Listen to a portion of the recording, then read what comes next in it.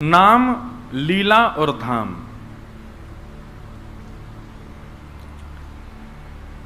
सबसे पहले व्यक्ति को धाम प्रदान करते हैं ठाकुर जी। जब किसी को कृपा करनी होती है किसी के ऊपर, तो उसको या तो जगन्नाथपुरी प्राप्त हो जाएगा या वृंदावन प्राप्त हो जाएगा। अच्छा, वृंदावन प्राप्त होना, जगन्नाथपुरी प्राप्त होना, इसका भी एक अर्थ है। वृंदावन जाकर के तन भले ही कहीं भी चला जाए पर मन में सदा वृंदावन रहे तो समझो वृंदावन प्राप्त हुआ। जगन्नाथपुरी जाने के बाद तन भले ही कहीं भी चला जाए पर मन में सदा जगन्नाथपुरी रहे, श्री जगन्नाथ जी विराजमान हैं, तो इसका तात्पर्य हुआ जगन्नाथपुरी प्राप्त हुआ। मतलब तन कहीं भी चला जाए पर मन में सदा वही धाम विचरण करता रहे, वहीं की स्मृति बनी रहे, तो इसका मतलब धाम प्राप्त हुआ। आप राउल केला में रहते हैं पर वृंदावन जाने के बाद राउल केला में तो हैं, यहाँ की गर्मी सर्दी पड़ती है, यहाँ पे गर्मी सर्दी जो भी है मौसम है, पर आपका स्थिति ऐसी है कि 24 घंटा मानसिक भाव से आप वृंदावन में ही हो, तो समझो कि अब धाम प्राप्त हुआ। तो ठाकुर जी को जब अनुग्रह करना होता है तो सबसे पहले धाम प्रदान करते हैं।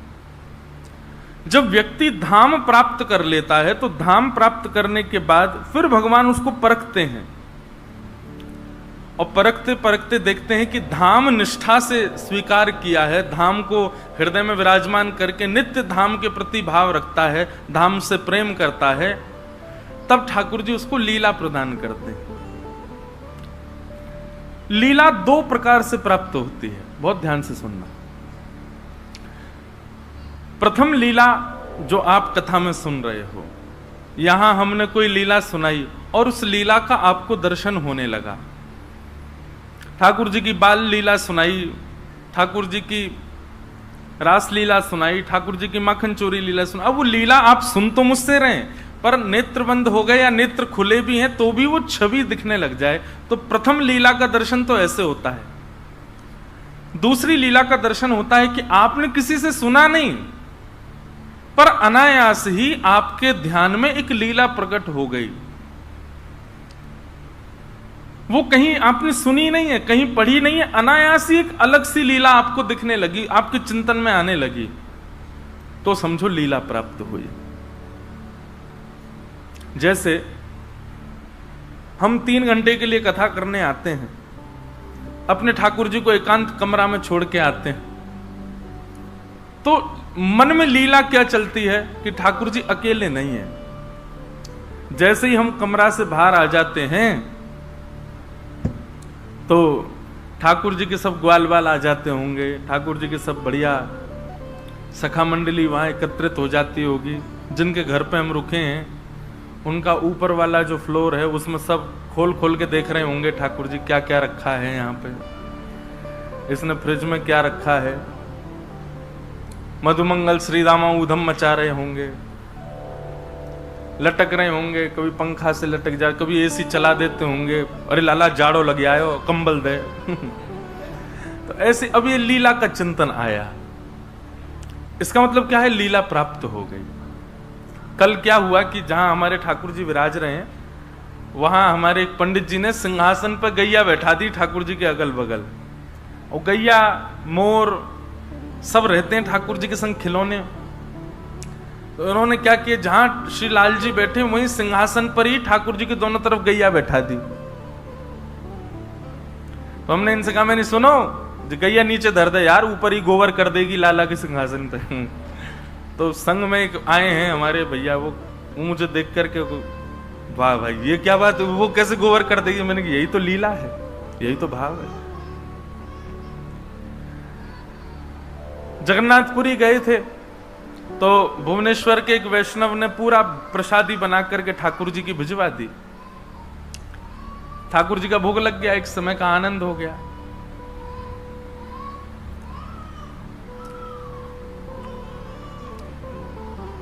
कहां रुदन कर रहे हैं गोपाल जी, इनको ठाकुर जी रुला रहे हैं, बोले मेरो भेद खोल लो देख जय हो। शांत हो गए, बैठ जाओ भैया बैठ जाओ। घुमा लाओ, बाहर घुमा लाओ। जय श्री जगन्नाथ महाप्रभु की। तो वैष्णव ने एक भुवनेश्वर के ने प्रसाद बना करके दिया, ठाकुर जी का भोग लग गया। ठाकुर जी का भोग लगने के बाद अब शाम का समय आया, तो शाम को वहां के जगन्नाथपुरी के 2-4 बालक कोई रसगुल्ला लाए, कोई पेड़ा लाए, कुछ सामग्री नई बिल्कुल तैयार करके लाए। मन में भाव आया कि कभी कभी ठाकुर जी का भोग, वैसे तो रसोई साथ में चलती है, लेकिन कई बार ऐसे एक दिन के अवकाश पर कहीं जाते हैं तो व्यवस्था वैष्णवों से कहते हैं अपने अपने घर व्यवस्था करो, ठाकुर जी पाएंगे। हमारी तो एक और बात बताएं, एक बार हम ट्रेन से कहीं जा रहे थे, छत्तीसगढ़ से और कहीं बिहार जा रहा था, तो बीच में पड़ा राउल केला। तो राउल केला के वैष्णव इतना 56 भोग बना के लाए, फिर लाल जी को ट्रेन में 56 भोग पवाया हमने खूब प्रेम से। तो ऐसे जहां जहां परिचित स्टेशन आते हैं, कभी ट्रेन से जाते हैं तो वहां के लोगों को बोल देते हैं तैयारी रखना, ठाकुर जी आ रहे हैं, प्रसाद पाएंगे। वो बढ़िया आनंद से बनाते हैं। पर कई बार ठाकुर जी का भोग नहीं बन पाता, या फिर वैष्णव जो बना के लाए वो तो बेचारे भाव से बनाते हैं। कई परिवार ऐसे होते हैं वो ज्यादा शुद्ध नहीं होते। ऐसी स्थिति में ठाकुर जी क्या करते होंगे, ये प्रश्न मेरे ही चित्त में आया। तो अपने आप लीला प्रकट हो गई। लीला क्या प्रकट हुई कि ठाकुर जी संग इतनी गैया रहती हैं, कोई कथन निकाल के और ठाकुर जी दूध पी लेते होंगे जब भूख लगती होगी। एक नेपाल में मेरी कथा थी, तो नेपाल के एक पंडित जी वो अपने शालिग्राम जी लेके चलते थे छोटी सी एक झोली में, और कुशा होती है ना, वो कुशा से उन्होंने चांदी की गैया के गले में एक रस्सी बांध रखी थी, और वो कुशा ठाकुर जी के नीचे आसन उस कुशा का बना रखा था, उसी कुशा की रस्सी गैया ने बांध रखी गले में। तो मैंने उनके ठाकुर जी देखे, मैंने कि आपने गैया संग में रखी है, पर गैया बांध क्यों रखी है? ठाकुर जी थे। बोले हम तो फक्कड़ आदमी, हमारा कहीं भोग लगे नहीं लगे, कुछ हो नहीं हो, इसलिए हमने एक ठाकुर जी गैया खरीद के दे दी है, जब आपको मन करे इसी का दूध पी लिया करो नीचे मुख लगा करके। और बोले गैया कहीं भाग नहीं जाए तो या हमारे हमने बांध रखी है। और बोले हमारे यहाँ एक बात और है। मैंने कि क्या? बोले ठाकुर जी का भोग तो हम नहीं लगा पाते, पर कहीं कहीं घास मिल जाती है तो गैया को जरूर खवा देते हैं, भीतर घास रख देते हैं, गैया के दूध बनता रहेगा, लाल जी पीते रहेंगे। तो ये भाव की बात है, ये लीला की बात है। ठाकुर जी जिस पर अनुग्रह करते हैं ना, वो अपने आप लीलाओं का चिंतन कर लेता है, उसको अपने आप ठाकुर जी के प्रति ये भाव दिख जाते हैं, ऐसी ऐसी लीला हुई होगी, ऐसा ऐसा कुछ हुआ होगा। तो ठाकुर जी जिस पर अनुग्रह करते हैं, सबसे पहले उसको अपना धाम प्रदान करते हैं। ठाकुर जी किसी पर अनुग्रह करते हैं तो धाम जब पुष्ट हो जाता है चित्त में, तब ठाकुर जी लीला प्रदान करते हैं। जिसके चित्त में कभी लीला ही प्रकट नहीं होती, अभी और भजन करे वो, ठाकुर जी को माला पहनाई जावे, ठाकुर जी को कुछ भी अर्पण कराया जाए, ठाकुर जी के वस्त्र कैसे क्या, कहीं ना कहीं कुछ ना कुछ लीला का अनुभव आपको नित्य होना चाहिए। आज ऐसी लीला लग रही है ठाकुर जी की। जैसे हमारे श्रीनाथ जी रात में 2 माल पहन करके सोते हैं गले में, केवल 2 माला, वो भी मोतीन की पतली माला। पूरा श्रृंगार उतार देते हैं, हल्का श्रृंगार करके सोते हैं। तो 2 माल का भाव क्या है? तो 2 माल के प्रति लीला प्रकट होती है। यदि कुंज में दर्शन कर रहे हो तो कुंज, निकुंज, निवृत्त निकुंज, 3 कुंज होती हैं। कुंज में ग्वाल बाल, नंद बाबा, यशोदा मैया, सब ब्रजवासी सब हैं ठाकुर जी के साथ। पर जैसे निकुंज में चले जाते हैं तो निकुंज में केवल सखियां, किशोरी जी और ठाकुर जी। निवृत्त निकुंज में केवल ठाकुर जी और किशोरी जी और कोई नहीं। तो जब ठाकुर जी के गले में 2 माल दिखती हैं रात में, तो कुंज का यदि दर्शन करो तो कुंज में ऐसा भाव आता है कि ठाकुर जी यशोदा मैया के पास सो रहे हैं, और यशोदा, एक हाथ यशोदा मैया को, दूसरा हाथ नंद बाबा को, गले में 2 माल। लाला बीच में सो रहे हैं, दोनों तरफ मैया बाबा सो रहे हैं, लाला को ऐसे अंक में भर के सो रहे हैं। निकुंज की लीला में जाते हैं तो वही दो माल जो है वो किशोरी जी के हस्त हैं। मानो किशोरी जी ठाकुर जी के अंग पर अपने दोनों हस्त कमल धारण करके शयन मुद्रा में जा रही हैं। हमारे नाथद्वार के भाव में तो पाग, श्रृंगार, नूपुर, हर स्थिति में कोई ना कोई सखा प्रदत्त होता है। तो लीला, महाप्रभु जगन्नाथ जी की लीलाएं भी देखो। दुनिया के सारे ठाकुर दिन में श्रृंगार करते हैं, पर जगन्नाथ महाप्रभु रात्रि में पुष्प श्रृंगार करते हैं, सोते समय फूलों की श्रृंगार करते हैं। वृंदावन के या पूरे भारतवर्ष के जितने भी कृष्ण मंदिर हैं, सब जगह पुष्प सुबेरे धारण होता है। महाप्रभु जी का भी सुबह धारण होता है, परंतु विशेष प्रकार के पुष्पों का श्रृंगार ठाकुर महाप्रभु जगन्नाथ जी का रात्रि में होता है। उसके पीछे लीला क्या है? बोले लीला ये है कि जैसे ही कपाट बंद होते हैं, श्री जगन्नाथ महाप्रभु उस दिन वृंदावन चले जाते हैं। तो वृंदावन ठाकुर जी रास करने जा रहे हैं, तो रास में जाएं तो सज धज के जाएं, इसलिए श्रृंगार होता है ठाकुर जी का। लीला, तो ठाकुर जी जिस पर अनुग्रह करते हैं उसको धाम प्रदान करते हैं, और जब धाम पुष्ट हो जाता है तब ठाकुर जी उसको लीला प्रदान करते हैं। और जब लीला पुष्ट होने लग जाती है तब ठाकुर जी नाम प्रदान करते हैं। नाम जप ही उसका सर्वधन बन जाता है। सबकी रुचि नहीं बन पाती नाम जप में, बहुत कम लोगों की रुचि होती है नाम जप में। और नाम जप कोई करना प्रारंभ भी कर दे तो उसका मन लगेगा उसमें, यह भी गारंटी नहीं है। नाम में मन लगना यह भी ठाकुर जी का अनुग्रह होता है, तभी हो पाता है। नहीं तो नाम व्यक्ति केवल फेर लेता है, माला पूरी करने पर लगा रहता, कब पूरी हो मैं नेत्र से लगाऊं जाऊं, तब तक समझो आप नाम कर ही नहीं रहे हो। रात भर नींद ना आवे कि कल सुबह हो के स्नान करे और मैं नाम जपने बैठूं, तब समझो कि अब नाम की कृपा हो रही है। नाम जप पूर्ण होने पर, माला पूर्ण होने पर मन में ऐसा हो, ओहो अब नाम पूरा हो गया, अब मुझे उठना पड़ेगा, तब समझो नाम की कृपा हुई है। नाम जप करते करते करते सुमेरु आ जाए, और सुमेरु आते ही मन हो कि एक माला और कर लें, तब समझो ना। ये नामापराध में बताया गया है कि एक नाम अपराध कहलाया जाता है। 10 नामापराध बताए गए हैं, उनमें एक अपराध बताया गया कि जितना आज नाम जप किया कल भी उतना ही किया, तो ये नामापराध है। आज जितना किया कल उससे दुगना होना चाहिए। और दुगना कोई ऐसा नहीं कि महाराज जी ने कहा है इसलिए दुगना करना, आप मन से भाव से उसको पूर्ण करो। तो नाम, लीला और धाम, जब ये तीनों पुष्ट होते हैं तब रूप प्राप्त होता है, तब ठाकुर जी का दर्शन प्राप्त होता है। हम लोग चाहते हैं ना धाम मिले, ना लीला मिले, ना रूप मिले, बस हमारी जरा सी भक्ति से ठाकुर जी का दर्शन मिल जाए। नाम, लीला और धाम, इन तीनों को जब आप अपने चित्त में पुष्ट करेंगे, इन तीनों को जब आप श्रेष्ठ बनाएंगे, और ये तीनों कड़ी से मिले हुए हैं, सबसे पहले धाम, उसके बाद लीला, उसके बाद नाम। कई कई जगह ऐसा होता है कि नाम पहले प्रारंभ कर दिया जाता है।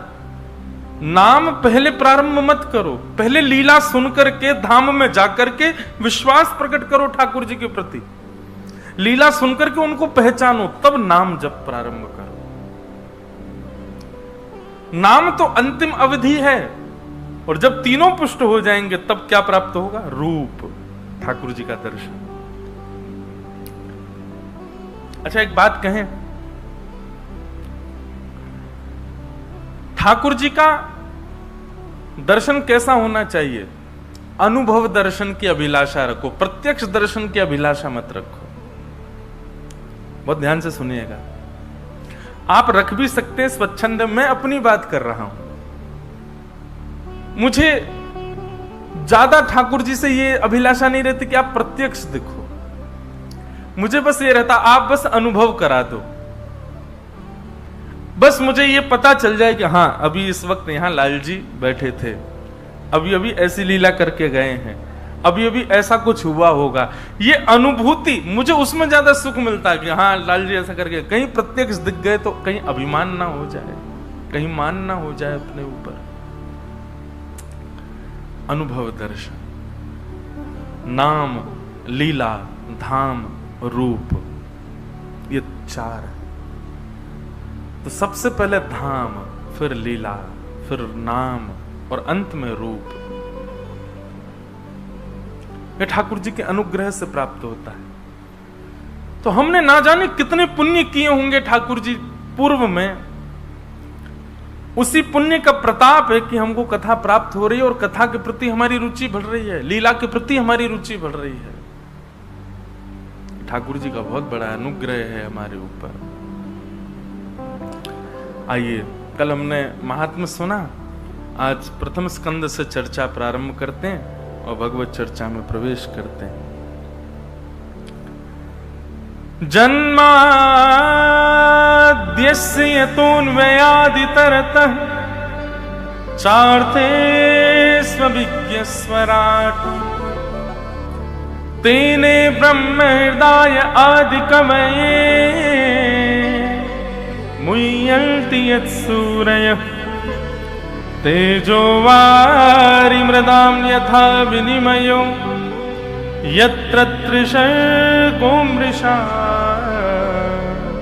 धाम्ना स्वेन सदा निरस्तकुहकं सत्यं परं धीमहि। श्रीमद् भागवत जी का प्रथम श्लोक। जन्माद्यस्य यतोऽन्वयादितरतः। श्रीमद् भागवत जी का प्रथम श्लोक प्रारंभ होता है, जो जन्म और मृत्यु के बंधन से सर्वथा परे है। देखो भगवान कौन है? कर्तुम अकर्तुम अन्यथा कर्तुम समर्थ ईश्वर है। बहुत ध्यान से सुनिएगा, वो ईश्वर हैं, उनको जन्म लेना आवश्यक नहीं है, पर वो फिर भी जन्म लेते हैं। और जन्म कोई ऐसा नहीं लेते कि ठाकुर जी ज्योति रूप में प्रकट हो गए, 9 महीना मातृगर्भ में रहते हैं और फिर प्रकट होते हैं। लोग बात कहते हैं कि वो जब अजन्मा हैं तो उनको जन्म लेने की क्या आवश्यकता।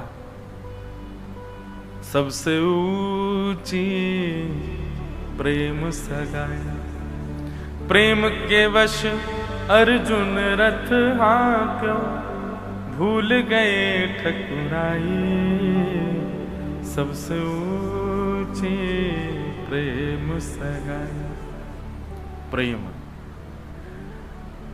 श्री जगन्नाथ जी को यदि बांधा जा सकता है ना, वैसे तो वो बंधेंगे नहीं कभी, लेकिन उनको बांधने का केवल एक तरीका है और वो है प्रेम।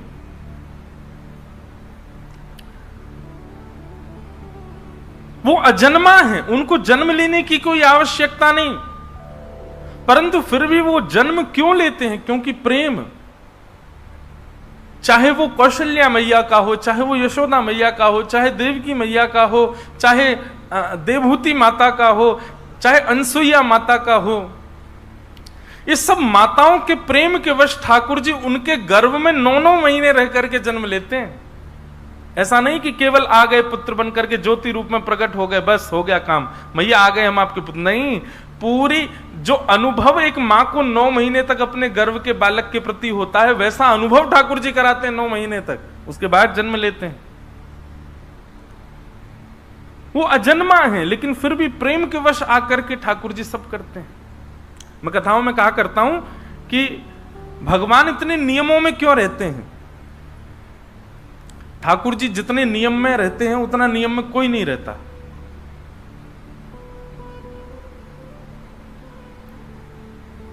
मंदिर का अगर नियम है कि 11 बजे 9:30 10 बजे ठाकुर जी सो जाएंगे तो सो ही जाएंगे, चाहे दुनिया में प्रलय आवे।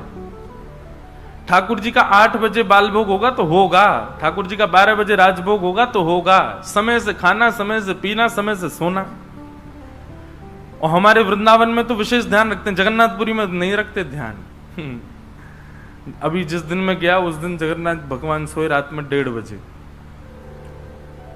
और कई बजे 2:30 भी बज जाता है ठाकुर जी को सोते सोते, और सुबह उठ जाते हैं 6:30 बजे। अभी मैं गया तो मैं उनसे बोला, पुजारी जी पंडित जी से, मैंने कि हमारे लाला को इतना काय को कष्ट कराए करो, मैंने कि रात में 2-2:30 बजे सुबह, सुबह 6:30 बजे उठाए दो। बोले महाप्रभु जी सोते थोड़े ही, वो तो वृंदावन जाते। मैंने फिर तो आपको और लंबे समय तक बंद रखना चाहिए मंदिर, वृंदावन से बेचारे भागते होंगे। बोले अरे मंदिर खोल दियो सबरेन ने, 6:30 बज के भागो यहाँ थे। मैं फिर तो और लंबा समय ठाकुर जी को विराजमान करो। बोले वृंदावन में तो सखियों और श्री राधा रानी के संग रास करने गए, यहाँ पे भी तो लाखों वैष्णव आते हैं, उनके संग भी तो रास विहार करना है। तो पुरी में तो नियम, क्योंकि परब्रह्म के वहां नियम बहुत हैं, ठाकुर जी को ये कराना उसके बाद ही सोएंगे, इतने नियम होते हैं कि उसी में ही विलंब हो जाता है ठाकुर जी को। पर कभी कभी चित्त में ऐसा भाव आता है कि परब्रह्म इतने नियम में क्यों बंधा है, भगवान इतने नियमों में क्यों रहते हैं।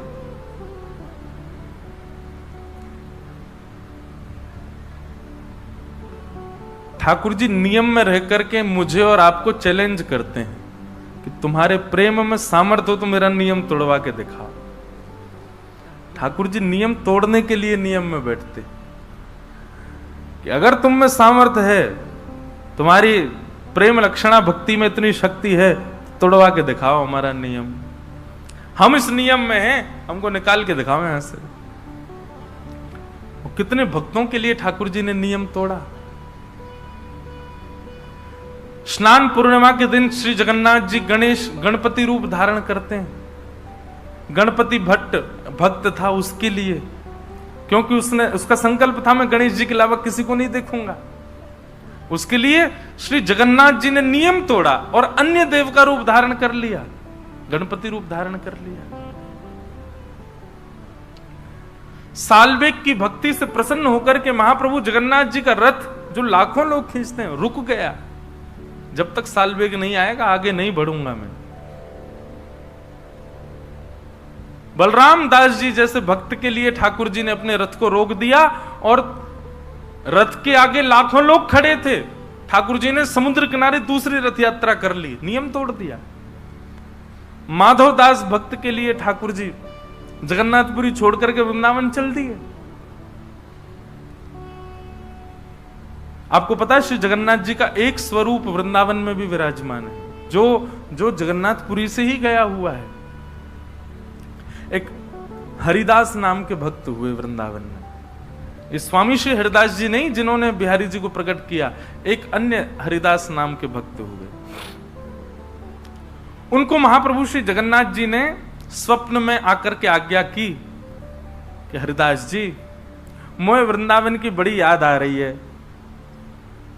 हरिदास जी बोले तो आपको याद आ रही है तो आपके लिए क्या किया जाए बताओ। बोले अभी मेरा नवकलेवर होने वाला है जगन्नाथपुरी में। वैसे तो नियम है कि पूर्व का जो हमारा दारू स्वरूप है उसको भूमिगत कर दिया जाता है, नवीन स्वरूप विराजमान किया जाता है नवकलेवर में। आप एक काम कीजिए, जो नवकलेवर होगा तो पूर्व का जो स्वरूप है हमारा उसको आप लेकर के वृंदावन चले जाओ। हरिदास जी बोले जगन्नाथपुरी के लोग छोड़ देंगे मुझे? कहीं ऐसा नहीं हो कि महाराज चढ़मरे मुझ। बोले वो उसकी जिम्मेवारी हमारी है, तुम बस हमको ले आओ। स्वप्न में ठाकुर जी ने आज्ञा कर दी। हरिदास जी महाराज महीनों लगा करके तो पहुंचे जगन्नाथपुरी। नवकलेवर के समय के आसपास ही पहुंच पाए, साधन इतने थे नहीं। और जाकर के सीधे मंदिर में पुजारियों से उन्होंने कह दिया कि ठाकुर जी की आज्ञा है, नवकलेवर होने वाला है, तो नवकलेवर के समय ये जो पूर्व का स्वरूप होगा ये आप हमको दे देना, हम इसको वृंदावन ले जाएंगे। पुजारी हंसने लगे, बोला हाँ तुमको दे देंगे हम, इतने वर्षों से चली आई हमारी नियम सेवा, इसको छोड़ दें हम, तुमको दे देंगे। और तुमको ठाकुर जी ने स्वप्न दिया, हमको क्या प्रमाण है? तुम्हारे जैसे बहुत आते हैं ऐसे कहने वाले, चलो जाओ यहां से। हरिदास जी महाराज खूब कहते रहे लेकिन किसी ने उनकी बात नहीं मानी। दूर खड़े खड़े जगन्नाथ जी को देखने लगे। बोले मुझे कोई गरज नहीं थी आपको ले जाने की, आपकी आज्ञा थी इसीलिए मैं आया था। नहीं जाना तो बैठे रहो यहीं पर, मुझको क्या। लेकिन मंदिर से बाहर निकल करके मन में सोचने लगे कि एक आज्ञा हुई ठाकुर जी के जीवन में, वह भी मैं पूर्ण नहीं कर पाया, तो काय बात का भक्त। यहां तो मेरी बात कोई मानने वाला है नहीं। हरिदास जी महाराज समुद्र के किनारे चले गए, वहीं अनशन व्रत पर बैठ गए। बोले या तो जगन्नाथ जी को संग लेकर के वृंदावन जाऊंगा, नहीं तो इसी समुद्र में प्राण त्याग दूंगा अपने। 3-4 दिन बीत गए। बंधुओं, एक बात हमारी एक मानेंगे, आप लोग जगन्नाथपुरी जाते हैं ना, सबसे पहले समुद्र नारायण भगवान को प्रणाम किया करो जाते समय। क्यों? मैंने इतने भक्तों का चरित्र सुना, इतने भक्तों की मैंने चरित्र गाए हैं कथाओं में, मैंने अधिकतर देखा जो भक्त जगन्नाथ जी, जिस पर जगन्नाथ जी ने कृपा नहीं की ना, वो भक्त समुद्र किनारे जाके बैठा, और जैसे ही वो समुद्र किनारे जाके बैठा, जगन्नाथ जी ने उस पर कृपा कर दी। इसका मतलब क्या है? ये महोदधि सामान्य नहीं है, ठाकुर जी के ससुर जी हैं ना। जब समुद्र किनारे जाके हम बैठते हैं तो ससुर जी, वैसे ही दामाद जो होता है वो ससुर जी की आज्ञा पिता की नहीं मानेगा, ससुर की मान लेगा। पिताजी एक बार कहें, बेटा ऐसा करो, हाँ पिताजी सोचते, ससुर जी कहें बेटा ऐसा करो, जी जो आज्ञा। उसके पीछे कारण दूसरा भी है ना, नहीं मानूंगा तो बगल में बैठिए जे मुझे छोड़ेगी। मेरे पिताजी कह रहे हैं, मानते नहीं। और जगन्नाथ जी की तो बड़ी रोचक रोचक कथाएं हैं। जगन्नाथ महाप्रभु अपनी ध्वजा पर चंद्रमा और सूर्य दोनों को धारण रखते हैं। सूर्य को धारण करते हैं, ये बात तो समझ आती भाई, ध्वजा है, ध्वजा मतलब प्रकाश का द्योतक होता है, और उस पर सूर्य विराजमान रहे। चंद्रमा, और वो भी अर्ध चंद्रमा रहता है। क्यों? लक्ष्मी जी लड़ती रहती हैं भगवान से किसी ना किसी बात पे, तो जब भी लक्ष्मी जी लड़ती हुई आती हैं तो भगवान ऐसे बैठते हैं। तो लक्ष्मी जी ऊपर देखती हैं, और जैसे ऊपर देखती हैं तो सूर्य से प्रकट लक्ष्मी, सूर्य से प्रकट चंद्रमा, यानी लक्ष्मी के भैया। और जब अपने भैया को ध्वजा पर देखती हैं तब लक्ष्मी जी का क्रोध शांत होता है। अच्छा अच्छा, नहीं कोई बात नहीं, भैया बैठा रखे हमारे ऊपर, तब लक्ष्मी जी का क्रोध शांत हो जाता है। नहीं तो भगवान कभी कभी इशारा, ऐसे इशारा करते हैं तो लक्ष्मी सोचती है कहीं ये ना सोच रहे हो कि इसको निकालो ध्वजा से, तो लक्ष्मी शांत हो जाती है अपने आप। अरे नहीं, कोई बात नहीं, आप जो करो सब अच्छा। तो गृहिणी का जो सम्मान है वो ठाकुर जी भी करते हैं, और गृहिणी के कारण गृहिणी के पिता का भी सम्मान करते हैं। तो मुझे ऐसा लगता है, मैंने अधिकतर भक्तों के विषय में देखा, जगन्नाथपुरी जाने वाले भक्तों ने जब तक समुद्र का आश्रय नहीं लिया, प्रभु ने कृपा नहीं की उसके ऊपर।